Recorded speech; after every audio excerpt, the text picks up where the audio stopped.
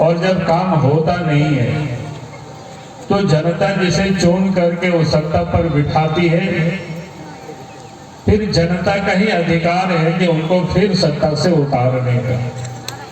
और इसलिए हम सब लोगों ने एक नारा लगाया है, भाई इस राज्य में जो हेमंत सोरेन के नेतृत्व में सरकार है, हम सब लोगों ने कहा कि भाई हेमंत हटाओ और झारखंड को बचाना है, क्योंकि जब तक इस प्रदेश से हेमंत सोरेन की सरकार हटेगी नहीं, यहाँ के लोगों के दर्द, यहाँ के लोगों की तकलीफ तो दूर नहीं हो। क्योंकि आज इस प्रदेश में जिस प्रकार से सरकार बैठी हुई है, अपने लूटने में लगे हुए, बालू को भी लूट रहे हैं, पत्थर को भी लूट रहे हैं, कोयला को भी लूट रहे हैं, लोहा को भी लूट रहे हैं। अगर कहीं पर खाली पड़ी जगह जमीन भी मिला तो उसको भी लोग लूट रहे हैं। यानी सरकार दोनों हाथ से लूट रहे और अपनी तिजोरी को भर रहे। और झारखंड की जनता आज भी तकलीफ में है, कष्ट में, लोगों की दर्द, लोगों की तकलीफ को कोई सुनने के लिए तैयार नहीं। हम इस क्षेत्र के ही, मैं तो लोगों से कहता हूं कि भाई मैं यहाँ के नेता नहीं हूं, यहाँ के तो मैं बेटा हूं। मैं इसलिए इस क्षेत्र की समस्याओं को मैं जानता हूं, समझता हूं, क्योंकि यही हम जन्मे हैं, यही हम पले बढ़े हैं, खेत खलिहानों में पैदल घूमते रहे हैं, तो इसलिए हम इस क्षेत्र की एक एक समस्याओं से हम वाकिफ हैं। आप देखिए इस क्षेत्र के लोगों के जीविकोपार्जन का साधन क्या था, वो ढिबरा था। और ढिबरा ये ठीक है, कुछ जंगलों में भी है, कुछ जंगल से बाहर भी है। हम तो कहते हैं कि जंगल में कोई चुनता है, तोड़ता है तो पकड़िए, लेकिन आप बाहर भी क्यों पकड़ते हैं? लेकिन वो छोटे मोटे चुन करके लोग लाते हैं, उसको भी फॉरेस्ट वालों ने जा करके रास्ते में पकड़ लेते हैं, केस कर देते हैं और कहते हैं हम गरीबों को नहीं पकड़ते। लेकिन गरीब आखिर क्या करेगा ढिबरा को? यहाँ तो कोई कूट कूट करके तो खा नहीं सकता है, कहीं ना कहीं बेचेंगे। और चूंकि ढिबरा की बाजार इस देश में नहीं बल्कि दुनिया बाहर लोग सप्लाई करते हैं, यहाँ से चीन जाता है, यहाँ से जापान जाता है, यानी यहाँ से विदेश को जाता है। और इस कारण से कि यहाँ के जो छोटे छोटे गांवों में लोग रहते, हमारी माँ बहनें जो चुन करके लाते हैं जो ढिबरा, वो तो फिर उसके यहाँ बेचते हैं, वो फिर यहाँ से वहां बेचते हैं, तभी तो पैसा आता है, तभी गरीबों के घर में पैसा आता है। लेकिन आप तो वो भी कष्ट हो गया। और इसलिए हमने कहा कि भाई आप इस राज्य में जो फॉरेस्ट से बाहर भी जो ढिबरा है उसको चुनने में आप किसी को रोके नहीं। अगर आप उनको रोकते हैं तो फिर हम सब लोग भी आंदोलन करेंगे। और आंदोलन का रास्ता मैंने तीसरी में लोगों को बताया था। हमने तीसरी में कहा था कि भाई आप अगर ऐसी बात नहीं सुन रहे हैं, फॉरेस्ट वाले जोर जबरदस्ती लोगों के ऊपर केस कर रहे हैं, परेशान कर रहे हैं, और व्यवसाय बंद हो गया तो लोगों के लिए कठिनाई पैदा हो गई है, तो हमने माँ बहनों से तीसरी में कहा था कि भाई धान उन सब काट लीजिए आप सब लोग। और धान काटने के बाद और एक दिन ढिबरा लेकर के हम लोग यहाँ से कहाँ चलेंगे? गिरिडीह जाएंगे। आप लोग चलने के लिए तैयार है कि नहीं, ये बताइए पहले। गिरा में नहीं बेचेंगे, अब डीसी साहब को ही जा करके हम लोग पहुंचा देंगे और पैसा वहीं से वो देगा, भाड़ा भी देगा आने जाने का। ठीक है ना? हम भी रहेंगे, आप लोगों को हम नहीं छोड़ देंगे। भाई ऐसी कैसे चलेगी? ये कैसे लोगों को ये परेशानी है, कैसे लोगों को तंग करते हैं? भाई ये फॉरेस्ट वाले लोग कितनी दादागिरी करते हैं, गुंडागर्दी करते हैं। अब हम लोग के गांव घर तो कहाँ है, फॉरेस्ट क्षेत्र में, जंगल क्षेत्र में, वहां सड़क भी नहीं बनने देते। आप सब लोग देखे होंगे ना, ये बलहारा बादीडीह वाला सड़क जो बलहारा से बादीडीह टेहरा तक जो बनने वाला है, फॉरेस्ट वालों ने उसको रोक करके रख दिया, बनने नहीं देता है। कहता है ये फॉरेस्ट की जमीन है। या फॉरेस्ट की जमीन है, अगर फॉरेस्ट एरिया में लोग रहते हैं तो वो कैसे जाएंगे? उनके लिए सड़क होना चाहिए कि नहीं होना चाहिए? बताइए आप सब लोग। तो सड़क ये बनने नहीं देते हैं फॉरेस्ट वाले, तो क्या करना है फॉरेस्ट वालों को? हमने कहा कि भाई उन लोगों को भी इधर आने नहीं देना, घुसने नहीं देना है। वो लोग घुसेंगे तो बताओ कि इधर आपको क्या काम है? कोई काम नहीं है।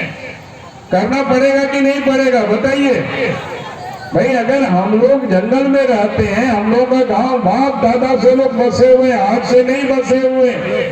जब ये डीएफओ साहब पैदा भी नहीं हुए थे, उनके बाबूजी भी शायद पैदा नहीं हुए थे, उस समय से यहाँ गांव घरों में लोग रहते हैं जंगल में।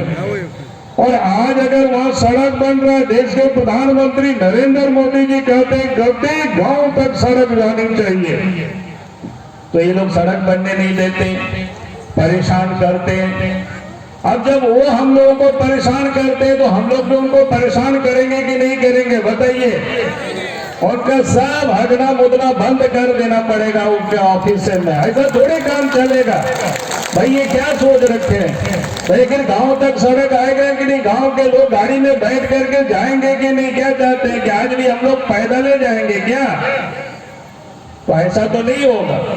तो इसलिए हमने कहा कि भाई ये जो जंगल में हम सब लोगों के रोजगार भी छीन रहे हैं, आने जाने का रास्ता भी नहीं बना रहे हैं, उसमें भी बाधा डाल रहे हैं। तो जो लोग बाधा ही डालते हैं, जो लोग रोजगार भी छीनते हैं, तो फिर वैसे विभाग के लोगों को इधर क्यों आने देना? हम लोग आने देना चाहिए कि नहीं? उनको रोकना चाहिए कि नहीं बताइए? रोकना चाहिए। इसलिए बोलते हैं कि भाई अगला कोई भी फॉरेस्ट वाले आते हैं इधर बताना कि भाई तीसरी गांव इधर मत आना, क्योंकि आपकी इधर कोई काम नहीं है भाई। आप हम लोग भी तो चाहते हैं कि हम लोग की भी बहू बेटी सड़कों पर गाड़ी से जाए भाई। 21वीं शताब्दी हो गया, अब दुनिया कहाँ चंद्रमा पर चढ़ गया, मंगल ग्रह पर लोग चढ़ने की तैयारी कर रहे हैं, हवाई जहाज से लोग उड़ रहे हैं, और हम लोगों को मोटर गाड़ी और मोटरसाइकिल और साइकिल चलाना भी मुश्किल हो रहा है। तो ये आज जो ये सरकार है लोगों की तकलीफ को पहचानती नहीं है, लोगों की तकलीफ को ये समझते नहीं है। आप देखिए, अभी बता रहे थे रविंद्र राय जी, भाई इस देश में गांवों की चिंता किसी ने भी नहीं किया। कांग्रेस पार्टी ने कितना दिनों तक देश में 60 वर्षों तक राज किया, लेकिन इसके बाद भी गांव की चिंता नहीं की, गांव तक कैसे सड़क बने इसकी चिंता नहीं की उन्होंने।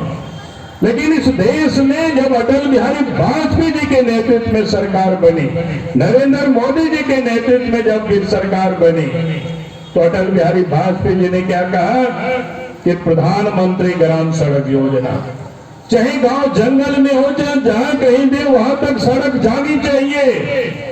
और बनना प्रारंभ हुआ और बन भी गया, और आज तो देख रहे कि वो सारी सड़कें क्या हो गई, टूट गई।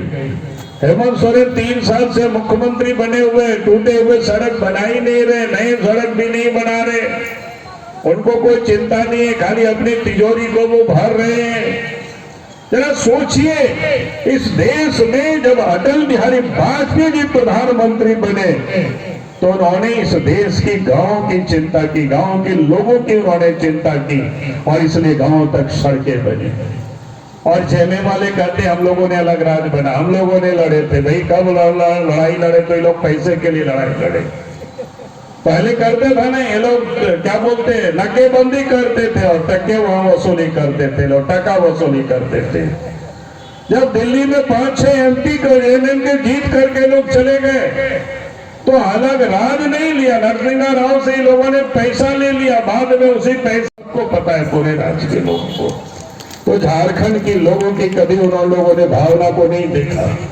लेकिन भारतीय जनता पार्टी की सरकार जब केंद्र में बनी, अटल बिहारी वाजपेयी जी जब देश के प्रधानमंत्री बने, तो 98 में सरकार बनी, 99 में सरकार बनी, और 15 नवंबर 2000 को अलग झारखंड राज्य बन गया।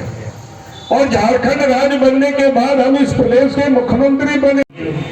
तो कारण है जो कि इस राज्य में जो पुलिस प्रशासन है, जिसका काम था अपराधियों को पकड़ना, जिसका काम था गुंडा बदमाश को पकड़ करके जेल में डालना, उनको सजा दिलाना, लेकिन आज झारखंड में हेमंत सोरेन की सरकार में उन लोगों को तो उन्होंने वसूली में लगा रखा है, पैसा वसूली करते हैं। और पैसा कहां से वसूली करते हैं? खाली ट्रक में अगर जंगल तरफ से आपकी आएगी, गांव तो जंगल में ही है, गोबर ले पहुंचाने जाएंगे, गोबर लेके आएंगे तो पकड़ लेगा, कहेगा कि आप जंगल से आ रहे थे इसलिए आपको पकड़ लिया। नदी तरफ से आएंगे, गांव घरों में जंगलों में घर है, अगर बालू की जरूरत है तो कहां से लाएंगे? नदी से न उठा के लाएंगे। सरकार उसको नीलामी नहीं करती है।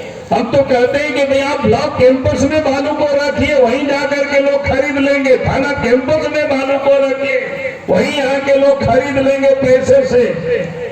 लेकिन आप लोगों के लिए बालू की व्यवस्था नहीं करेंगे ब्लॉक में, आप बालू की व्यवस्था थाना में नहीं करेंगे। और लोग अगर नदी से उठा के ले जाते हैं तो आप उसके ट्रैक्टर को पकड़ते हैं, उनके ऊपर आप केस मुकदमा करते हैं।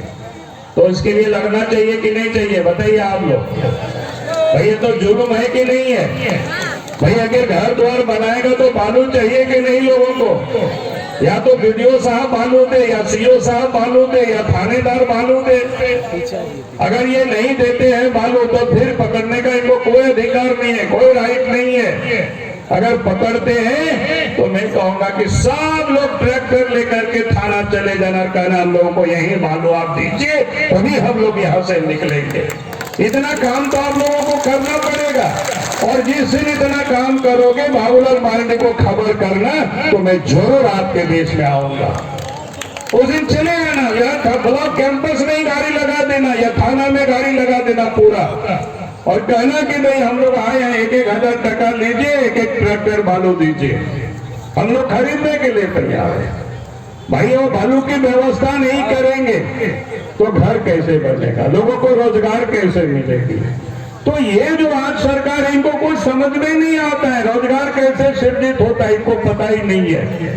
ऐसी सरकार सत्ता में बैठ गई। और इसलिए हमने कहा कि आज जो इस राज्य में विकास का सब काम रोक पड़ा हुआ है, अपराध राज्य में बेहताश बढ़ा है।